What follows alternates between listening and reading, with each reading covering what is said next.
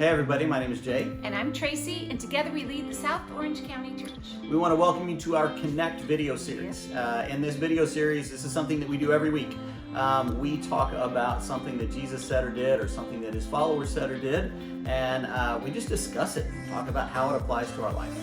One of our deepest convictions is that it is good to start every week setting aside time for God and his people. So all over South Orange County, we have small groups meeting, discussing the very things that we're going to talk about in this video. And we want you to be able to join one that is probably within 10 minutes of your house. So watch all the way to the end so that you can figure out how to join. That's right. All right, so grab a cup of coffee and your journal, and let's get started.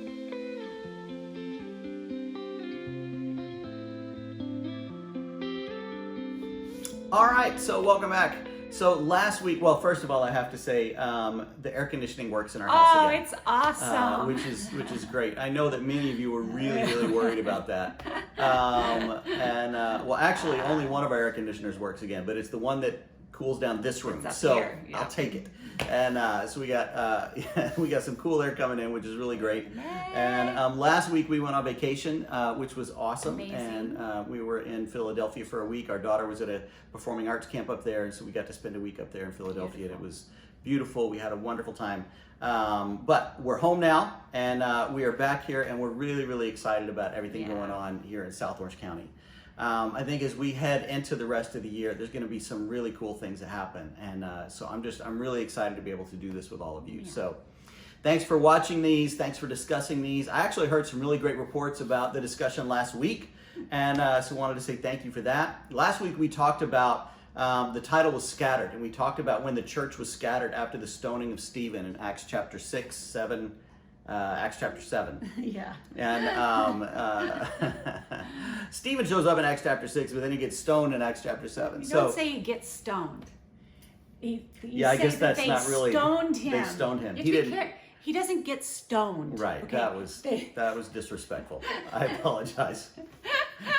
They stoned him. He was murdered. He was murdered and martyred. Okay. But just what an intense story, and just really crazy about that. But then after that, what happened is then the church was scattered. There was a great persecution that broke out, and they went everywhere. And we talked about how the apostles, the leaders of this 1,000-member new church, did not go with all of the disciples. The disciples were scattered everywhere, and everybody except the apostles had to leave Jerusalem, which I don't know why, and I really wonder what happened with that. And I'm curious to find out like what God was doing with all that. But like we talked about last week, sometimes God sends you out in a situation where you think that you should have someone else who's going to do something, but God's actually like, nope. It's you, and I am choosing you. You're it. For this moment in time, and you get to go and do what I've called you to do. Yeah. And so that's kind of a cool thing to be able to do, is go, you know what, I'm going to follow God wherever God leads me.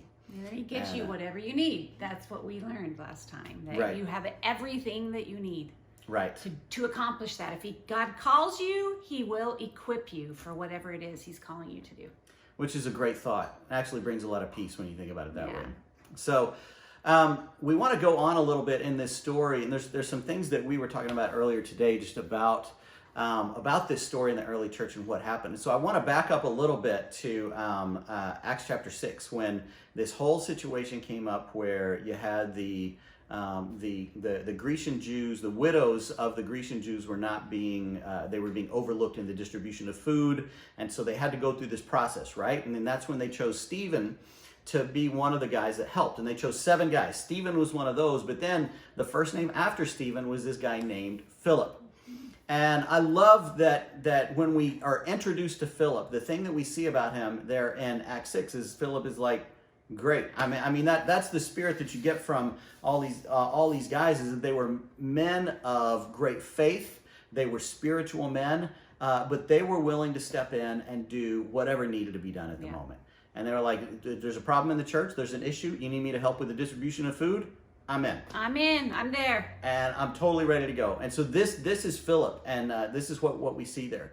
But then we jump up to Acts chapter 8. And so Stephen has been killed at this point. The persecution breaks out against the church, and all of this happens. So in Acts chapter 8, verse 4, let's look at this for a second. It says, those who had been scattered preached the word wherever they went. Philip went down to a city in Samaria and proclaimed the Messiah there. So just stop there for a second. So Philip goes to Samaria. And if you know the history of this at all, you know that going to Samaria was kind of a big deal. Jesus went into Samaria and preached about the kingdom of God, and his disciples were freaking out like, why? What are we doing here? We don't hang out with these people. The Samaritans and the Jews were like, there was a bitter feud going on there, and gone on for generations. And so that's a lot of just emotion to overcome. But here the church gets scattered, and Philip then once again is like, Samaria? I'm going. Okay, great. I'll go to Samaria. So here he is. He goes into Samaria, and he's like, I'm gonna preach the word. I'm gonna do whatever it takes to tell people about Jesus. And I absolutely love that. And so he starts preaching, and he starts baptizing people, and all this stuff happens. And then Peter and John hear about it, and so they actually leave Jerusalem and come down to Samaria where Philip is and check it out and adjust a few things. And then Simon the sorcerer is there, and I know that Tracy talked about that story at midweek this past Tuesday for the women, and just this great story about Simon the sorcerer and trying to address his heart. His heart's full of bitterness, and just really cool stuff. So this is what Philip is doing. He's like, I'll go wherever you want me to go. I'll do whatever you want me to do. And this is just such an amazing heart that we have. And so then we see what happens next in Acts chapter 8, in verse 26. It says, now an angel of the Lord said to Philip, go south to the road, the desert road that goes down from Jerusalem to Gaza. And so he started out, and on his way, he met an Ethiopian eunuch, an important official in charge of all the treasury of the Kandake, which means the queen of the Ethiopians. This man had gone to Jerusalem to worship, and on his way home was sitting in his chariot reading the book of Isaiah the prophet. And the Spirit told Philip, go to that chariot and stay near it. So then Philip ran up to the chariot and heard the man reading Isaiah the prophet. Do you understand what you're reading? Philip asked. How can I, he said, unless someone explains it to me. So he invited Philip to come up and sit with him. Such a cool story, just to imagine this, that, the angel of the Lord says to Philip, okay, just go down this road. And Philip is like, okay. He doesn't go, why? Why do I need to go to that road? Why can't I stay here in this town in Samaria? Because clearly my ministry is really working, and clearly things are going well. But the angel of the Lord said, I need you to go down this road. And Philip once again had this heart of like, great, I'll do it, whatever. And then the angel of the Lord said, see that chariot? Go over there and stand by it. He didn't even tell him what he was going to do. He just said, go stand by it. He didn't prepare him. He didn't take him through a 6-week course on how to convert Ethiopian eunuchs. He just said, go stand by the chariot. And Philip was like, okay, I'll go. And then he was in the right place at the right time to be able to speak up and say, hey, do you understand what you're reading?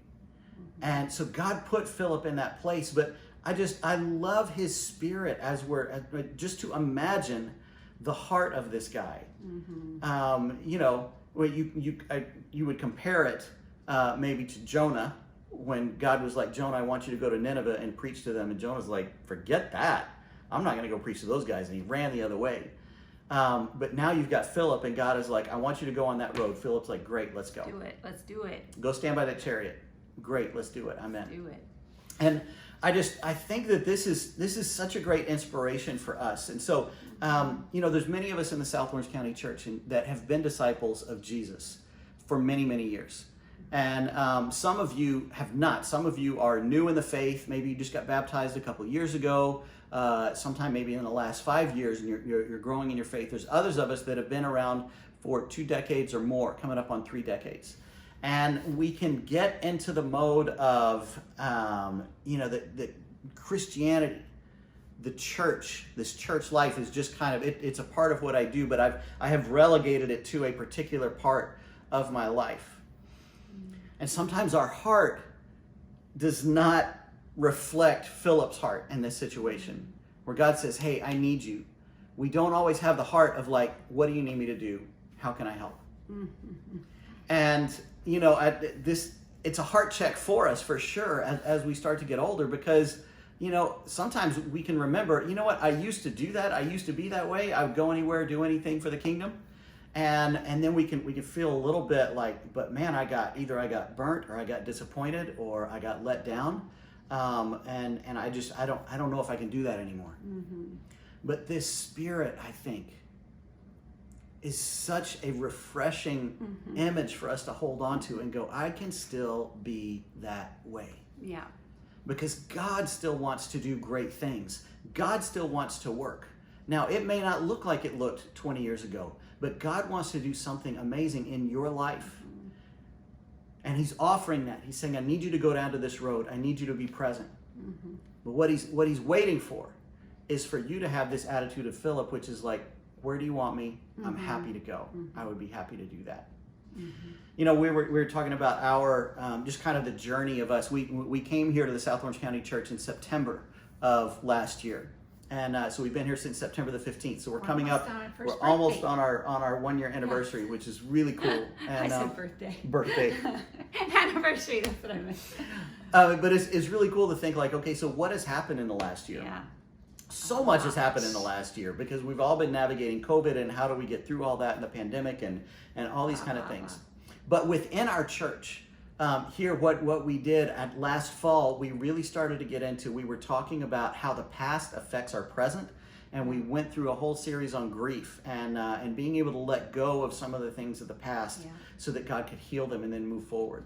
And then in the spring, in the winter and the early spring this year in 2021, we started talking about some of these biblical concepts that are good and right, but they also can become trigger words for us. And when we hear them, we tend to shut off our heart and from the good that God wants us to do because we have associations with those words or concepts for some negative things as well. And so we only focus on the negative. We allow that to trigger us. We shut off our heart.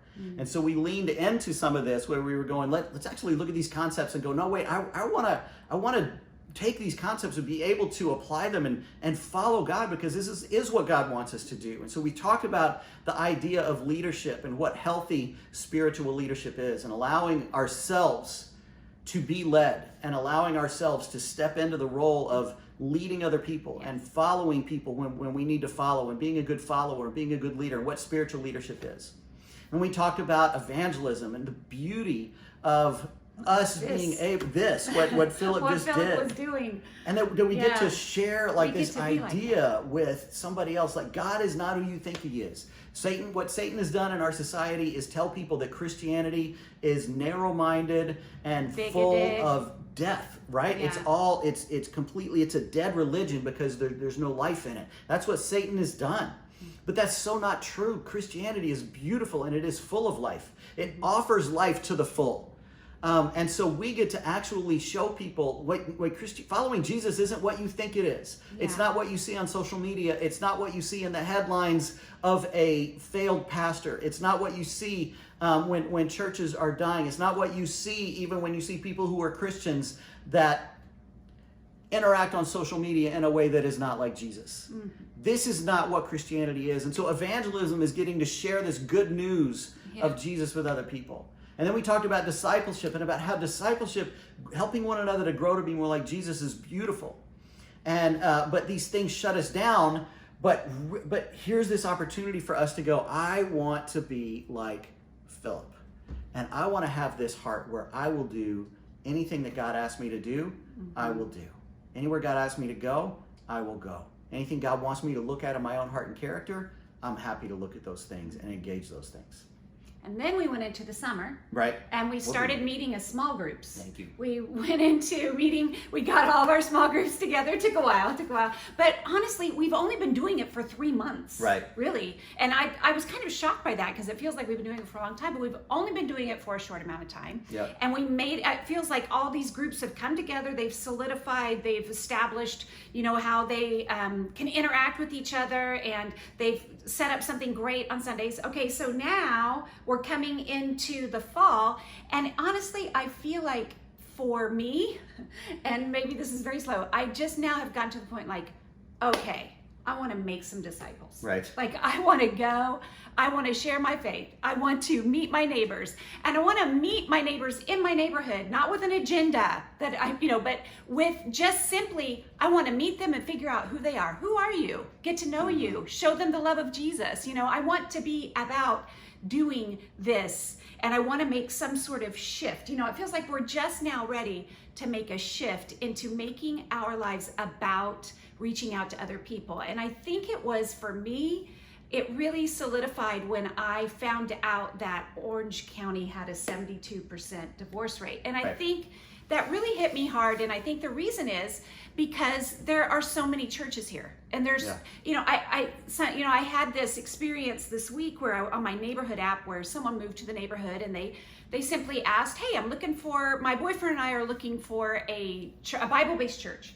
And there were hundreds of responses. Oh, this church, this church, this church, this church, this church. Because I thought, you know, I'm going to go on there and I'm going to invite them to my, you know, Ladera Ranch Church. And then I was like, oh, I'm like number 160. But it just made me think, like, the last thing Orange County needs is another church. Right. You know, what they need is Jesus. They need Jesus to be Lord. Like, how do we have this many churches and yet have a 72% divorce rate? Right. A lot of believers need to become Christ followers, Christ imitators. They need Jesus to become Lord of their life, just like I did. I had been going to church my whole life. I seriously considered myself a Christian, but yet Jesus was not Lord of my life. I didn't wake up every day and go, God, what do you want from me today? Jesus, I am yours. I am the Lord's servant. Right. I did not do that. I used God.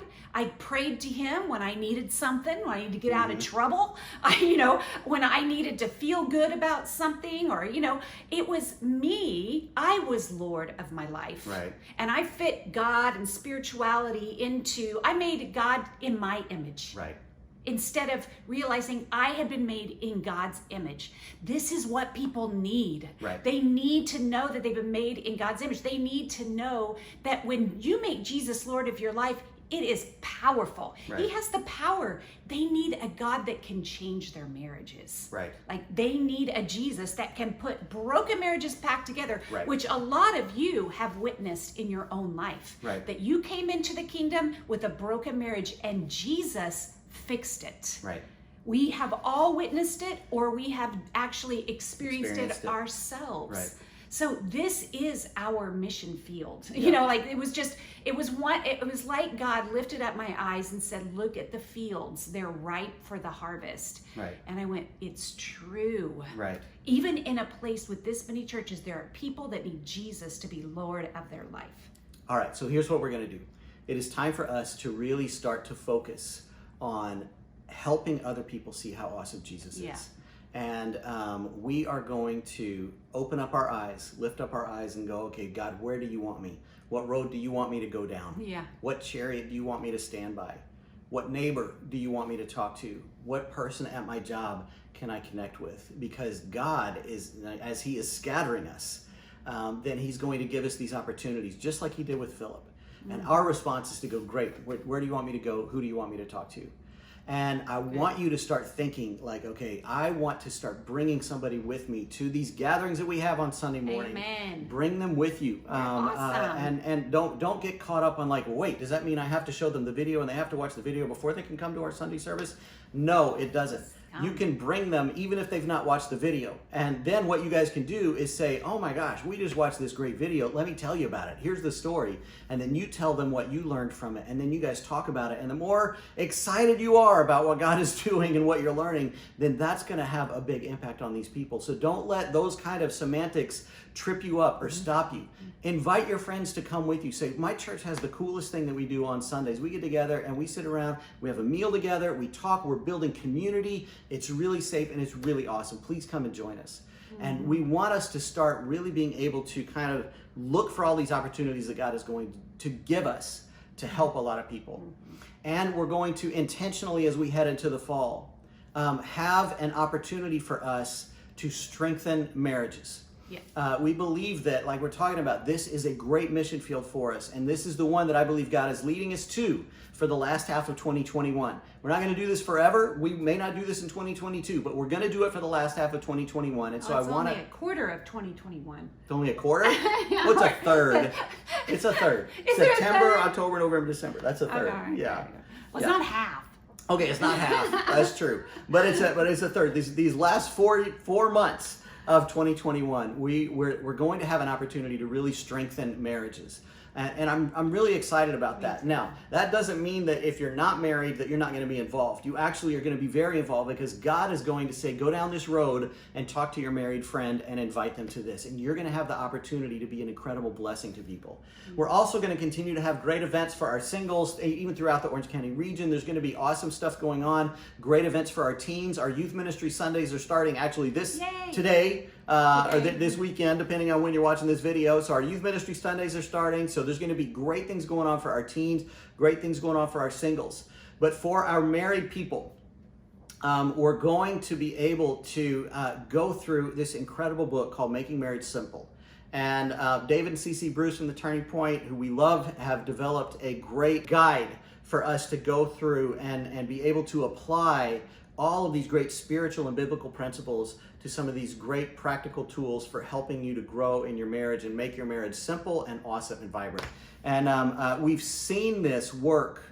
I've seen a lot of people that I know have gone through this program, and I've watched their marriages get stronger. I've watched couples, newly married couples, go through this program, and it feels like they're skipping years of marriage problems and counseling times and discipling times in their marriages, because they're learning things at the beginning that are helping them to allow their marriage to really honor God. And it's going to be so cool. I'm very, very excited about that. And so we're going to kick that off on September the 11th with a program called Marriage Hacks. And Marriage Hacks is going to be a fun evening that we have at the building, and that is going to be just kind of more entertainment, but we give a lot of like fun. We show some video clips. We talk about some really easy to understand basic principles for marriage, but it'll be a great experience for your friends. So I want you to bring them to that, and then that will lead us into our weekly focus on the Making Marriage Simple book that we're going to do. So that's how we're going to go through the fall, and it's going to be so incredible and so life-changing. And then we're going to end that going into our Advent season, and we're going to have some incredible services, and to do what we wanted to do last year. We're going to do, that's right, do what we wanted to do last year. No variants get in the way. So pray for that, and so it's really going to be exciting. But start looking now for the opportunities where God is nudging you, saying, go stand by that chariot and see what opportunity he gives you at that time. Mm-hmm. Have that heart of Philip where you go, I will do anything, God, that you're asking me to do. What do you want me to do? I'm happy to go there. Mm-hmm.